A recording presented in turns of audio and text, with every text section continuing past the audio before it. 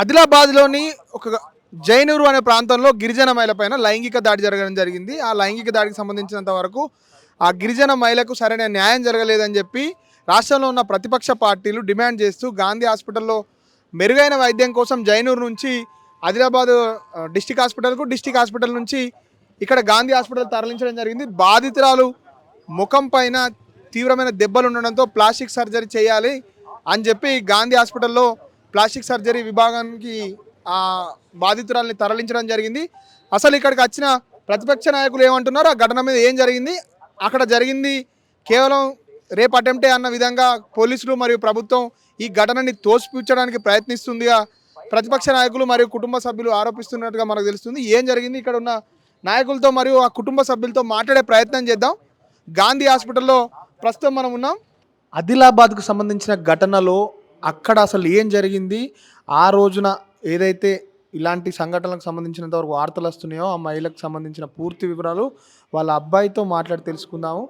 చాలా బాధాకరమైన సిచ్యువేషన్లో వాళ్ళు ఉన్నారు. ఈ టైంలో వాళ్ళని ఇలా అడగడం అసలు ఏం జరిగింది అని చెప్పి వాళ్ళ నుంచే తెలుసుకునే ప్రయత్నం చేద్దాం. బాధితులు చాలా తీవ్రమైన నిరాశలో ఉన్నారు.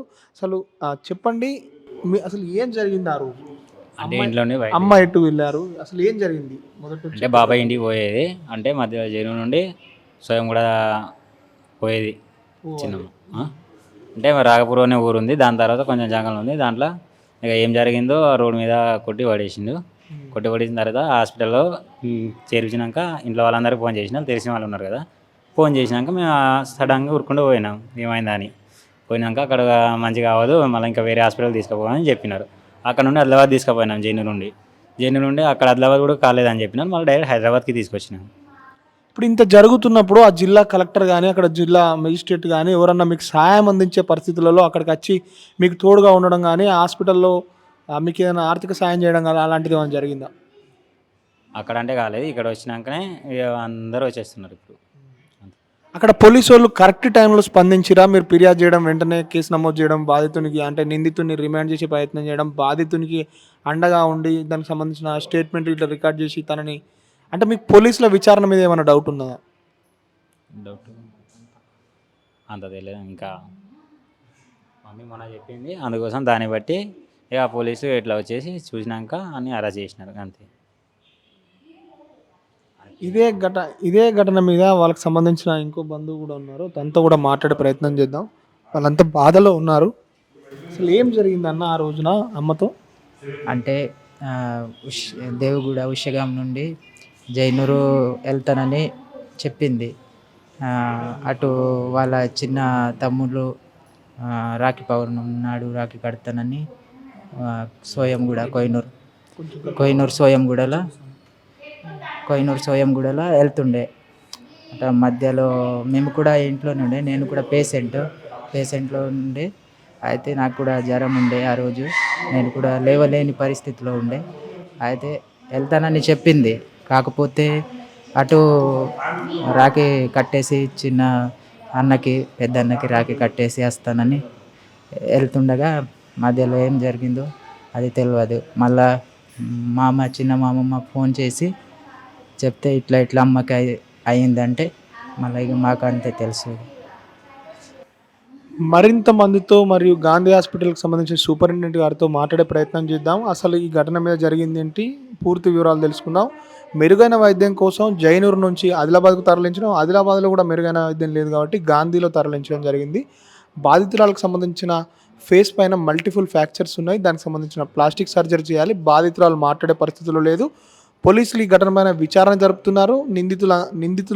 నిందితులుగా ఆరోపించబడుతున్న వ్యక్తి పైన తక్షణమే ఫిర్యాదు వెంటనే కేసు నమోదు చేసి తనని రిమాండ్ చేయడం జరిగింది. ఇక పూర్తి వివరాలని తెలుసుకునే ప్రయత్నం చేద్దాం. నిన్నటి ఘటన పైన మేడం మీరు ఏం చెప్పాలనుకుంటున్నారు?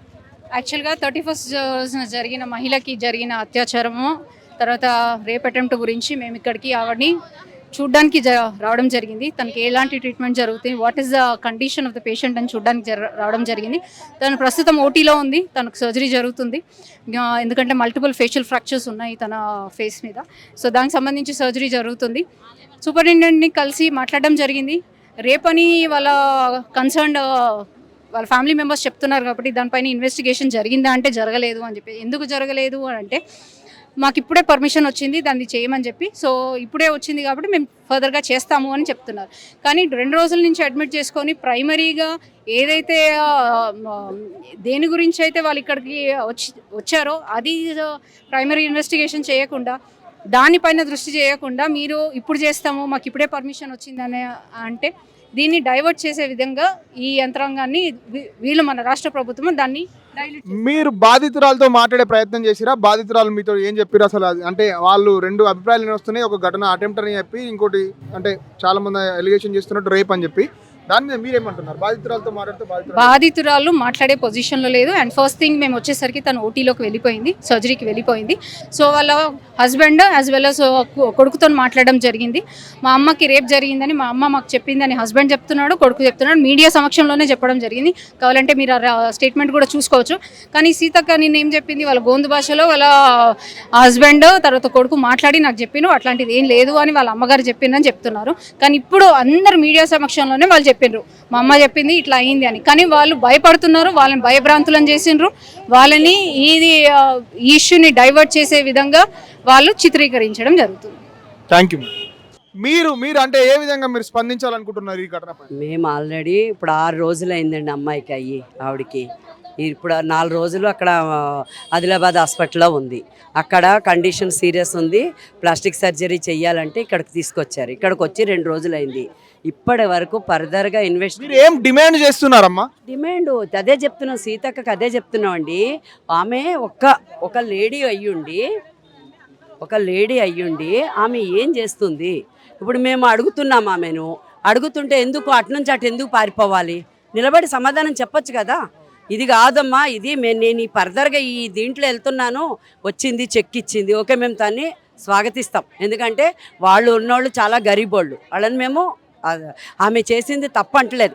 కానీ మేము అందరం కూర్చున్నప్పుడు మా దగ్గరకు వచ్చి మాట్లాడాలి కదా. ఎందుకు మాట్లాడకుండా వెనక నుంచి ఎందుకు వెళ్ళిపోయినరు? మేము అనేది అది. ఎందుకు వెళ్ళిపోయారు? మాతో మాట్లాడారు అంటే మీరు స్లోగన్ ఇచ్చి మిమ్మల్ని డిస్టర్బ్ చేశారు. అంటే బీజేపీ వాళ్ళు దీన్ని ఒక మతం యాంగిల్లో తీసుకొస్తున్నారు అని చెప్పి. అదేనండి సెక్యులరిజం. మరి ఇప్పుడు మేము ఒక్కడమే కొట్లాడుతున్నాం, బీజేపీ వాళ్ళం వచ్చి, మిగతా పార్టీ వాళ్ళు అంత ఏరి. ఇప్పుడు టీఆర్ఎస్ వాళ్ళు లేరి, ఇంకోళ్ళు లేరి. ఇప్పుడు ఇదే సీతక్క టీఆర్ఎస్ ప్రభుత్వం ఉన్నప్పుడు ఎన్నిసార్లు రోడ్డు ఎక్కలేదు, ఎన్నిసార్లు ధర్నాలు చేయలేదు, ఆడపిల్లలకి న్యాయం చేయాలని ఎన్నిసార్లు వచ్చింది. మరి ఇవాళ ఎందుకు ఒక మినిస్టర్ అయ్యుండి ఒక ఆడపిల్లకు న్యాయం జరగట్లేదని ఆమె ఎందుకు స్పందించలేదు? ఎందుకు ఆమె ఇప్పుడు ఈ రోజు ఎందుకు వచ్చి దొంగతనంగా వెనక నుంచి పారిపోవాల్సిన అవసరం ఏమొచ్చింది? ఇప్పుడు స్టేట్ ప్రెసిడెంట్ వచ్చారు శిల్పారెడ్డి గారు, వచ్చి నేను ఈ పని చేస్తున్నా, ఇది చేస్తున్నా, ఫర్దర్గా ఇది నేను చెయ్యకపోతే మీరు రెస్పాండ్ అవ్వండి అని చెప్పి ఒక మాట చెప్తే మేము కూడా ఇంత వచ్చిన వాళ్ళం సంతోషిస్తాం కదా. కరెక్టే, మేడం కూడా స్పందించారు, సీతక్క కూడా మాకు స్పందించిందని మేము సంతోషపడతాం కదా.